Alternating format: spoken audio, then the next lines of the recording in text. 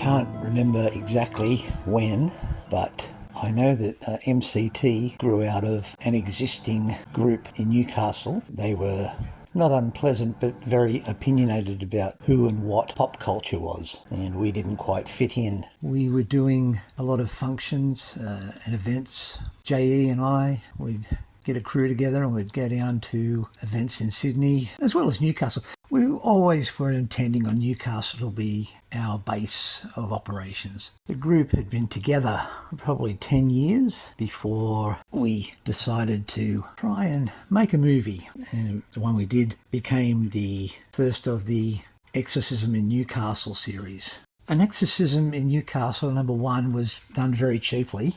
Most of the people in it were members of the group back then. The plot lines to the movies is very simple. The first one, basic exorcism story. It was a standalone movie, but 2, 3 and 4 could be watched on their own and were self-contained. They were actually sequels, and it follows the dissolution of the Mercury Foundation, and Father Kevin leaves the group and is coerced to come back to help. Number 4 also introduced the Sisters of Salvation. That one probably became the most popular due to the nudity that was just part of their rituals. It was nothing evil. The evil, of course, was a fictitious local Pentecostal church and its deviant pastor. The parody series is, as it says, it's a parody of popular horror franchises with an Australian twist. And the first one was Halloween Down Under, and that featured a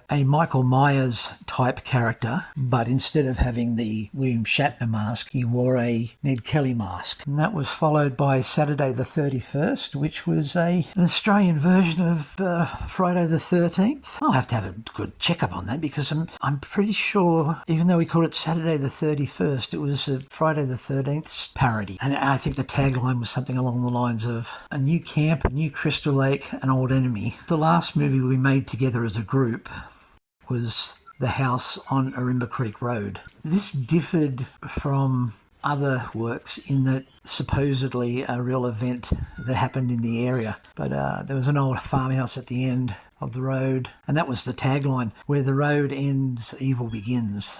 There was a bit of witchcraft involved. Well, I say witchcraft, but it was Christian Satanists, and by that I mean they professed to be Satanists and devil worshippers, but they were really just doing reverse Christianity. They had nothing really to do with people who view Satanism as a philosophy. They were just, basically people who wanted to blame the devil for their actions. Essentially, it was a murder mystery. Probably the favourite of those is Megafauna, which is a version of Jurassic Park but with mammals, and specifically Australian mammals, and how they have been genetically brought back, but there has been some terrible stuff happen to them to bring them back, and it has a lot to do with certain German scientists and their offspring somehow finding their way to Australia, Tasmania in particular, and going from there. After that, for various reasons, we just went our separate ways. I hope you enjoy the box set. They've all been remastered. They've got improved soundtracks. There are some commentaries, a lot of behind-the-scenes action. I don't know whether we'll make any more, not as a group. We still associate JE and I, along with CD. He comes along too. There's others who show up and then disappear. But we all have our different lives, and we're all still connected through association with MCT Studios. I mean, we're never going to not be part of that, but we're all doing different things. I'm happy doing what I'm doing, which is writing, and I've had a couple of books published, but that's about it.